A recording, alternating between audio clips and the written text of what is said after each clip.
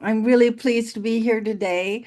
I was long time worked at Maricosta College in Oceanside, and I'm a proud co-author of the Ventures series.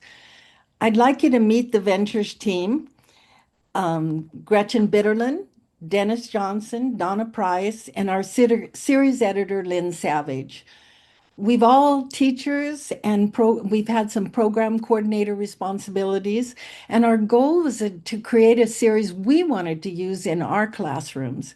And we've worked as a team since 2003, and we've been directly involved in all the writing and the editing. So the agenda for today is I want to share with you the author priorities for the course and give you examples of how they've been integrated into the series. It was very important to us that it was easy to use for teachers and for students. We didn't want them struggling to figure out how to use the book. We wanted them to focus on the language. We wanted integrated skills, listening, speaking, reading, and writing. And we wanted those skills to be practical, language, and relevant. We wanted to have lots of opportunity for meaningful collaborative learning. We want them to use the language that they're learning in the classroom to build their confidence to use it outside the classroom. And of course, we wanted it aligned to standards and assessments. So let's take a look at ventures. There's 6 levels of ventures going all the way from basic through beginning, intermediate, and our transitions level where students are preparing to maybe study for more career, more education, or whatever their goals are at the time. Here I am with one of my classes. I was lucky enough to teach all levels of ventures, and I got to see firsthand how much it means to the students and how relevant it was to them. Something else I learned is that in our program, we make some books available in the classroom, but we also let students purchase the books in the bookstore. And our bookstore manager was always telling us, Sylvia, I can't keep the books in stock. So I knew that they were meaningful to the students. Our first edition came out in 2007, and each edition, and we're now on the 4th edition, has reflected the changes in adult education, ESL, and in the changes in the needs of our students and our teachers.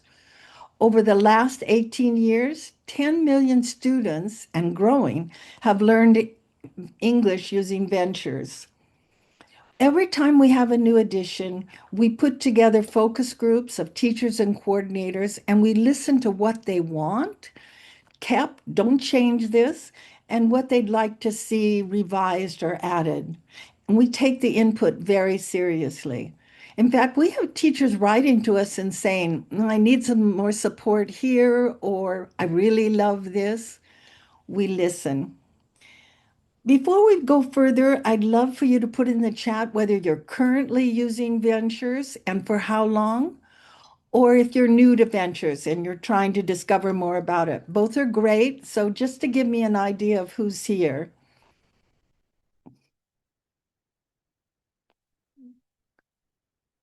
Great. I see new. I've used in the past. I hope we want to make you use in the present.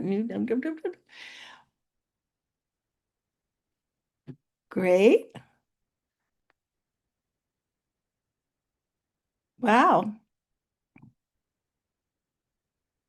Okay, we have a little bit of everything, and we'll make this webinar relevant if you're new and discovering, and also if you have never used Ventures. And we've got changes going on in Ventures, so we'll talk about those too.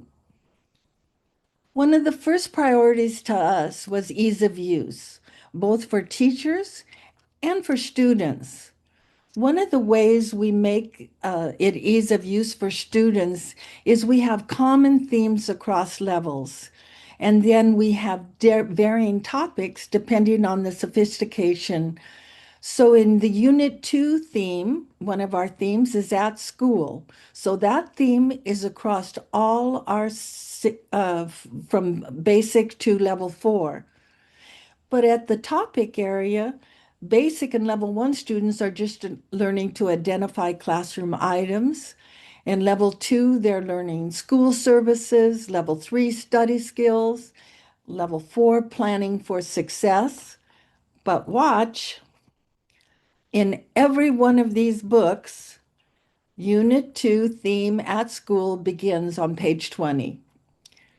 That means that even if you have two groups of students using ventures in your classroom, when they turn to page 20, they'll be in the theme of that school. They may have a different topic, of course. In transitions, the themes are related to career and education, such as building self-confidence, successful interviews, writing at school and work. We also want to make it easy to use by our QR codes. All our audio and visual are on QR codes. That means all the reading and all the listening activities. When the pandemic came, our students knew how to use the QR codes and they could tell their family and friends how to use them. The QR codes make audio and visual very accessible. So wherever students study, they can study at work breaks, on the bus, in waiting rooms, they can access their audio and visual. We wanted to make it easy of use for teachers too. It's so important. And along with the student book, we have a wonderful teacher's edition. The teacher edition is interleaved. It has the student book on one page and presentation ideas on the other page. Could you let me know in the chat if you have used the teacher's edition, if you're familiar with it? I'm glad you love the QR codes. Okay, we see people have, oh, great, lots of yeses. That's wonderful. It's a treasure trove of meaningful information. And you know, all the years I taught ventures, and I had taught many years before that, I always used the TV. The TV, the teacher's edition. So let's take a closer look at that teacher's edition for Unit 2. You don't need to do lesson planning. The lesson plans are there. You just have to modify and revise them the way you want to teach. Notice the arrows next to the stages of the lesson: warm-up review, presentation, comprehension check, practice. This is great for new teachers. They can see ideas for how to set up these important stages. And if you have teachers that teach at more than one district and maybe use a different book at the other district, we wish they didn't, but if they do, then it's easy for them to get used to using your text in your classroom. It's also great if you've always taught at one level and you ask or you're asked to teach a different level, you have a guide to make that transition. And for many of you that have put that you've used it for years, it's great to have these boxes, these teaching tips, and these expansion ideas. We've all had that moment in a classroom where students get so engaged with an activity and they want to do more. And this is a way to help them do more. Another and I see I use it daily. Another thing I love about the teacher's edition is the answers are right there in your book. So no going, oh, where are the answers in the back of the book? Or I need another book. They're right there for you and they display. We wanted to have the integrated skills because it mirrors what's happening in real life. In basic through level 4, all our lessons have a focus. So lesson A is listening, lesson B and C is speaking, lesson D is reading, lesson E is writing, lesson F is test taking, problem solving, grammar connections. Yes, you wanted more grammar. And our new lesson G, if you haven't seen it yet, is workplace readiness. We're very excited about that, and I'll talk to you about it in a minute. But in real life, we also have these skills integrated in every lesson because our students can't just focus on one skill. Your beginning students are going to tell you, I just want to speak. That's what I want to do. But they need listening skills to be able to promote speaking. They need to be able to read information from school, from work, from community forums, and they need to be able to write. In fact, beginning students told me, teacher, I need to write, and they loved lesson E. You can't wait till the intermediate level and say, okay, write a paragraph. You have to build these skills and you have to build that confidence, and the series does that.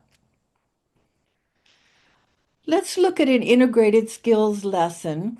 And this is a lesson B in level 2. It's a speaking lesson. And here they click on the QR code and they see a video. So they learn about the grammar focus. And then they have a very controlled practice where they're identifying the vocabulary words, they're putting them into, writing them into sentences, and then they're practice speaking those sentences. On page 2 of the two-page lesson, they begin now to communicate various programs, questions, and answers, a woman talking to a repair person about things she needs fixed. And then we move to actual communication. What are some problems you have in your house or a friend's house? And you write those problems down and you begin to role play a tenant and a manager.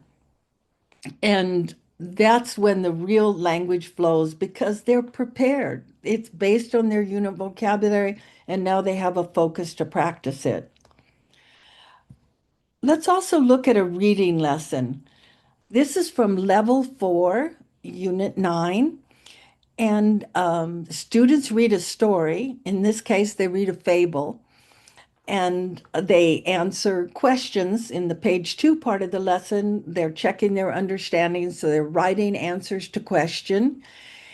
And then they work on building the vocabulary. Notice on page 1, there's a QR code that they can listen to the reading, and they listen so many times. It's just great. And finally, they've moved through to they can talk about certain issues or things that they want to know more about the story. As I said, this one is a fable, and it's all about a king who can't sleep, and he talks to his elders, and he gets permission from the elders, everyone but one old woman, and he can kill all the frogs. So he kills them. And then the mosquitoes swarm into the village, and they just keep coming, and finally everyone in the kingdom has to leave. The only person that always replied to the king against his wishes was an old woman who said, all things are connected. And when students read this story, they start telling me about the fables in their country that are similar. And you have this best kind of lesson of integrated skills, meaningful communication, and sharing cultures. I just love this lesson. Of course, we want the language and skills to be practical. Think of the roles your students play. They have their roles as parents, community members, workers, students, and often more than one role. They have limited time to learn, and the language and skills must be relevant to their lives. I saw someone love that fable. I love that.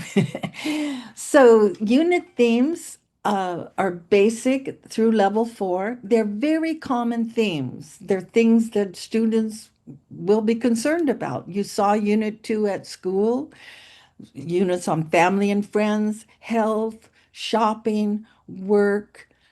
These are the themes that will draw the students into the lesson. And they also remember that they go across all 10 units in all levels. So the students understand the systematic nature of the book, and they really just focus on the new topics that they're learning. Another way that we draw our students in is with our effective openers. A big picture and later with photo stories. They learn the vocabulary and in the levels of basic through level two, they're learning the vocabulary, but they also need to see that new vocabulary. And that's why we use illustrations so we can portray the vocabulary. The teacher is asking the students, what do you see? And she's taking note and assessing the vocabulary they know already and what they know about the unit topic. So you've got everybody talking, and they bring their own experiences into the classroom when they see these illustrations. We always have a, well, not always, but usually we have a point of interest. And we now note that in the TE because we saw that some people didn't notice what the point of interest was. You may see in this story where you have people anxious about the household problem, but they are down, Pablo's down on the floor because he's found a new place to play in water. The fourth edition, we've updated our illustrations. They're more representative of people and they're more representative of different body types. Believe me, when students see this illustration, the language just flows. Teacher, this happened to me yesterday, and on we go. Here's from our level four, from the same Unit 9 daily living. And the topic here is saving our planet. We're moved to photo stories after level three, at level three to transitions, because now our students aren't just identifying vocabulary, they're building vocabulary. And the teacher is also she's asking, what do you see? What is happening? There's no right or wrong answers. The students are problem solving and they're sharing. And then what they teacher leads them into seeing what's the same or difference about the pictures. And she begins asking them to form a story. This is what the students love because on the second page of the story, they listen to the story that the authors put in. And I love hearing the students saying sometimes, oh, I like our student better, I like our story better, or oh, I didn't think about that. So you have them really connected. This picture of the globe with the hands underneath the globe is very emotional to our students because they're concerned about the environment in here and in their native countries.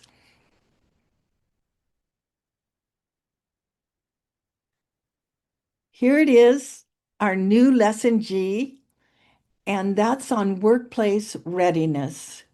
It's in all ventures from basics through transitions.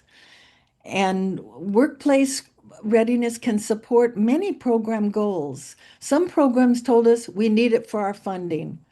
Some teachers told us, I just need more about workplace readiness. I want to share jobs with our students. And some teachers said, I just want to introduce some jobs.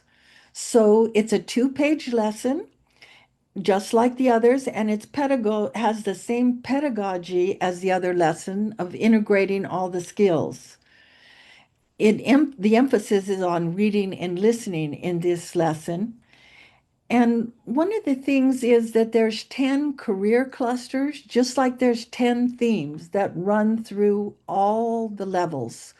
So you have that same systematic structure, but of course you have different jobs. Let's take a look at that. Here you see side by side the page one of the lesson of level two, and the career area is jobs in construction, and you see level four jobs in construction. You can see right away that level two is learning about two jobs in construction, their job duties, and their education. And that's true for levels one and levels two. In basic, they learn one job, but and we also add the TPR for the work commands for that job. So it's very great lesson for your basic students. At level four, three, four, and transition, now they learn about four jobs. And please notice that the jobs aren't repeated. So if they learned about a groundskeeper in level two, they don't learn about the same groundskeeper in level four. And it's all related to the unit vocabulary and the grammar. So the students have a very authentic way to learn about these careers at their language level. Beginning, you don't see the page twos of these lessons, but after they've done the reading about the job, then one of the jobs is pulled out as a focus, either in a discussion between workers about the job duties, or later because of a interview about the job duties. So they go from learning about a collective group of jobs and then they focus on one job. Notice the QR code that's at the top of the slide. On the page two lesson of this lesson G, that will be at the bottom. And if they scan this QR code, they'll find out even more about jobs in construction. So that we're really taking a deep dive into workplace readiness. At the back of the books, we have another really important area of academic skills worksheets. They used to be called college and career worksheets, and they provide practice in critical thinking, text complexity, and informational text. And that is very important with the plethora of information we're being faced with. They learn questions about main ideas, about details, vocabulary building, opinion questions based on evidence. But I really love the bottom bullet to compare and contrast readings on the same topic. And it's skill building because at levels one and two, they're just answering multiple choice questions. They've seen these two readings on the same topics and they say, how are they the same and how they're different? As they move from level three through transitions, now they're answering open-ended questions that guide them into looking for evidence, that point out particular vocabulary. And from these questions, they're asked to write a paragraph. They might write an opinion paragraph, they might write a compare and contrast, but they have a very sequenced way to learn about it and also to write about it. And I know how hard it is to find even two articles on the same topic and particularly at the same reading level. So we've done that for you. I really encourage you to look at these lessons. Let's move to collaborative learning because that's so important to us. We wanted to be sure that the students were using that language and it's the one place they can practice and not be afraid of making mistakes. They're trying out their language and that's what builds confidence. So at the end in the TE, at the end of every lesson, there's something that's called more ventures. This is from Unit 2, Lesson A. It reminds you of the workbook pages that go along because for 2 pages of lessons, there's 2 pages of workbook pages. It reminds you of the wonderful student arcade game, but it also see where the arrow points to the multi-level worksheets and the collaborative worksheets. I'm going to talk about the collaborative worksheets first because every lesson in Ventures has collaborative worksheets, and these can be downloaded from Cambridge One. And in the collaborative worksheets, we have such a variety. There's conversation cards, scrambled sentences, interviews, jigsaw reading, partner dictation, find someone who. And there's no more endless searching for more communicative activities. We've got them for you. And they're based on the unit topic, vocabulary, and grammar. So they're really practicing it. One of our most popular one is conversation cards. I think it's popular because you only need one sheet of paper. You just cut these questions up, pass them out to your students, and watch the magic begins. You can set this up as a timed activity. I used to say, let's do this for 15 or 20 minutes before the break. Good luck. They don't want to stop.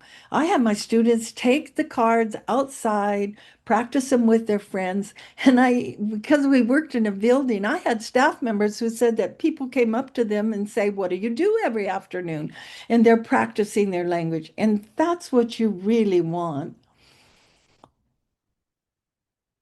We also have for levels 1 through 4 multi-level worksheets. Again, these are up on Cambridge 1, and there's one for every lesson.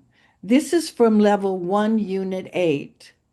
There's 3 lessons on the same topic for the same lesson.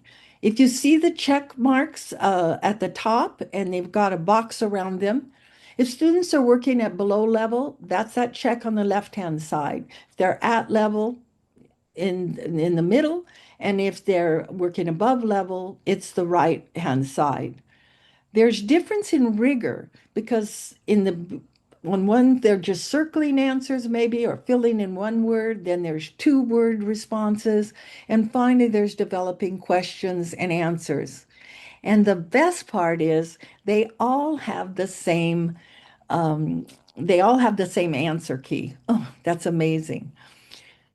Another way, it doesn't have to be too scientific how they pass these out, too. Sometimes students just select them. But if you're in a mixed group, guess what? If you're working above level, if you want to see the answers to see how you've done, guess who has them? The student that's working below level. And that's so fun for that student to say, oh, did you want to check your answers? Here, look here for me. I hope you've tried them. And of course, we want to be sure they're aligned to standards in assessment in adult education. We are correlated to the NRS educational functioning level and to the English language proficiency standards, which the CASA steps, BEST, and TABE assessments are all correlated to. We also have them correlated to the CASA's competencies and the content standards. Ventures is always focused on ways to support students in testing and for success. And let's look at some of the ways Ventures helps prepare students for success. Our lesson F is a life skills reading, and then there's questions afterwards about the reading. And we use the bubble in format. Students have to know how to do this because most tests have a bubble in format. But it's also important in real life. Think of all the forms that you see that have to bubble. Your own registration forms may have the bubble in format. So it's important for testing, but it's also an important skill they need to know. This is new in fourth edition. Continue the conversation. Students listen to a conversation, but they never see it. They just have to listen to it. It's in all the listening, and it's just as it is in the CASA STEPS test. It's in our lesson A, our listening lesson, and notice where the arrow points to C. They listen and continue the conversation. They circle the answer. And so there's the QR code that they listen. Here's what they don't see. Hello, Mr. Vargas. I want to become a citizen. What do I do? Mr. Vargas says, take a citizenship class. And he says, where do I take it? And then they listen to the 3 options. And they circle C here at this school. Yes, this is very important for a test that's designed like that, but it's also so important in life. We don't go around with scripts talking to people, and the more you can help them move away from always seeing it and just listening to it, you're going to have students who have much more confidence. Let me share another one that we have that's new, and that's our summary questions. These are on the CASAS test too, and it starts with levels 3 through transitions. In levels 3 and 4, they're going to be in the review units. And in transitions, they're going to be in lesson A because they listen to a lecture and then they summarize it. Really important skill. See the arrow again? What is the best summary of the conversation? So they're going to listen to that audio and then they're going to try to figure out the best summary. This is a conversation between Marisol and Vladimir, and they're going to listen to their conversation and they're just going to decide what the best answer is. I'm not going to play for you the conversation, but you're just going to have to trust me that the best answer is A. Marisol's giving Vladimir lessons about how to prove his English. I just really want to reiterate that continue the conversation and summary questions, yes, are very important for testing, but they're really important for our students. My mother-in-law is from Mexico, and she wouldn't answer the phone for many years because she just was sure she wasn't going to be able to understand the person. There's no visual cues, there's no body language. So it's a skill you have to practice in the classroom and builds confidence so that they're going to be able to listen more when they leave the classroom.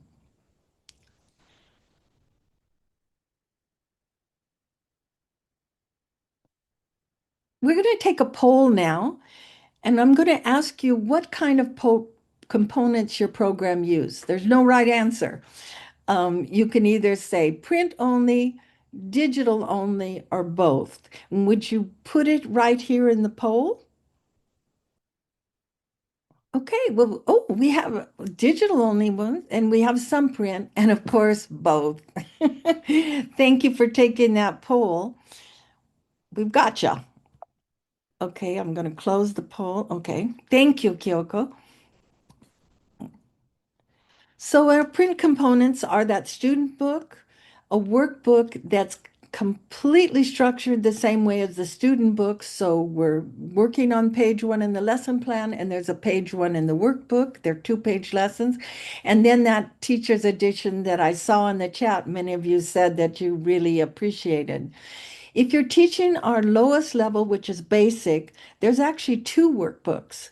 There's the literacy workbook, and then there's the workbook for our students that are pre-literacy or non-literacy, because they're learning to trace the letters, they're learning to read from left to right, and so they're in the same content area, but they're practicing slightly different skills. If you have the opportunity to have print workbooks for your students, I've shared with you about my students buying the book. Our students really love the book. They love to write in the book. They love to see their progress across units. I think that textbooks are tangible, meaningful. They like to share them when they go home. So it's great if you can. And of course, we have digital components. The digital components, it's a digital world. So, and I saw so many of you put both. That's great.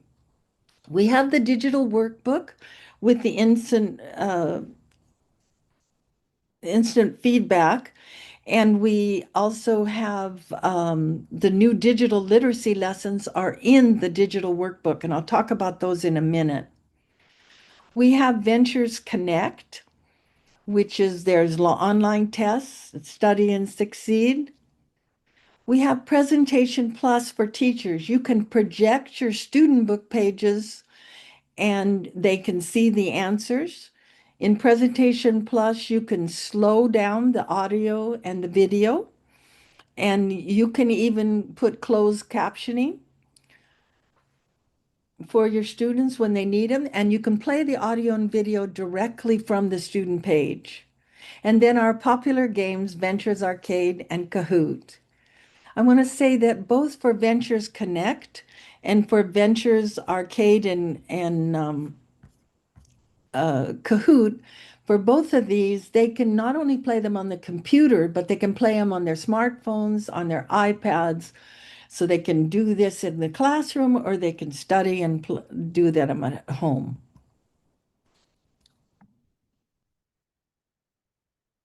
Uh, so here's our new digital literacy lessons. When there's five digital lessons and they're related to the life skill form in lesson F. So these are the key areas. There's six key areas: communication, internet navigation, information literacy, basic computer skills, digital culture, and online safety skills. The lessons may be located in the digital workbook, but if you're not using the digital workbook, the video, which is approximately a 6-minute video, and clearly illustrate the digital skills, and they see that at the bottom of the lesson Fs that are correlated to a digital skill. When you look at the scope and sequence of your textbook, you'll be able to see which lesson Fs have the digital skill and what the digital skill is. I know many of you may be thinking that, well, our students may know more about digital skills than we do. And I hear you. I've always said that digital skills are life skills to our students, and they need them to connect to resources, to connect to friends and family. But they don't always know the language of digital literacy skills.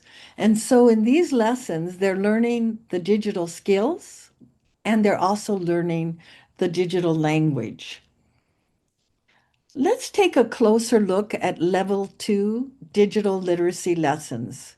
So in this book, remember they're going to be in different units depending on which lesson Fs are correlated.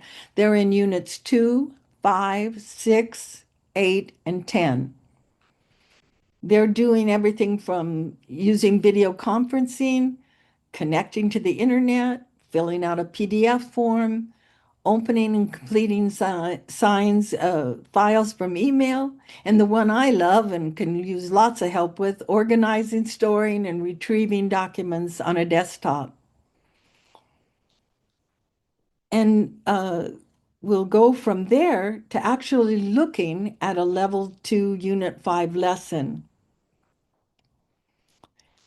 The level 2 unit 5 lesson, the digital lesson, is connecting and using the internet remotely. And there's 5 subtopics, and there's lessons related to each of these subtopics in the digital workbook. Excuse me. The topics are connect to Wi-Fi, use the keypad, search the internet, open new tabs, and switch between websites. And I'll let you hear just a snippet of the video. We'll go to the first one, connect to Wi-Fi, and we'll listen to approximately a minute of the 6-minute video. Connect to Wi-Fi. First, let's look at how to connect to Wi-Fi on a phone. 1. Tap the Settings app on your smartphone. 2. Tap Wi-Fi and tap to turn on Wi-Fi. 3. Choose your Wi-Fi network.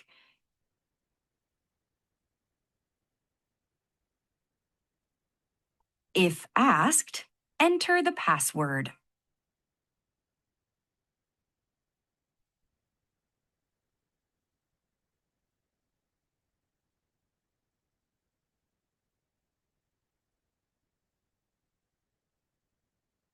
So this is just a snippet of that video. They're related to the language levels of the students at each of these levels. And remember, if you don't use the digital workbook, you still have access to this video. And a teacher can display the lessons from the digital workbook and work on them with the class. So there's many ways to access this, and I think you have a really wonderful experience with these digital lessons. Okay, I'm going to go to the next slide. Here's our Ventures Arcade. Very, very popular. There's no login, there's no password, and it's free. Your students will play this over and over again. There is a Ventures Arcade for every lesson, every unit, every level. Oh, wait a minute. Didn't used to have it for transitions, but look, there is now a Ventures Arcade for transitions. It's going to be coming out in fourth edition. So wait for it. You asked for it, and we're going to give it to you. Also, the citizenship questions have been updated. Ventures Arcade plays on a smartphone, an iPad, on a computer, so they can use it many places. Another popular thing is Kahoot. Have you played Kahoot with your students? I'll see in the chat if anybody says anything about being able to have played Kahoot. Oh, yes, lots of them. Great, great. It's so much fun. But remember, this is related to the unit topic, language, and grammar, and there's one for every unit. The questions 1 through 5 are listening, and 6 through 10 are reading, vocabulary, or content questions. They listen to a dialogue like here, what does he do? He's a restaurant and a manager. Oh, really? What did he do before?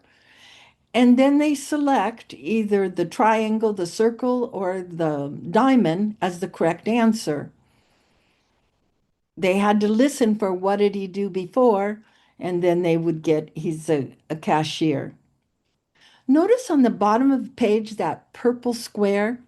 It's because we now show the question and answers on players' devices. When you were teaching virtually, the students had to have they had to have their their smartphone, and they had to have the computer, one to look at the questions and then one to post their answers. Now they can toggle this on, and your students can see the questions and answers, and they can also uh, put in their answer. This is really good for accessibility too. In very large classrooms, it can really help your students enjoy the game.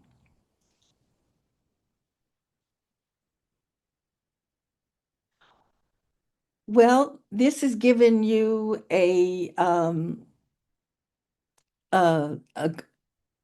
taste of our priorities in putting the survey and the series together. We really wanted to focus on ease of use, integrated skills, practical language and skills, meaningful collaborative learning, and aligned to assessments. And I hope you saw the examples helpful. We authors feel like Ventures works because it's students actually communicating in English. They're not just learning about the language. The lessons build community, and they provide multiple opportunities for the students to practice in the class. And the more the students practice in the classroom, the more confident they feel.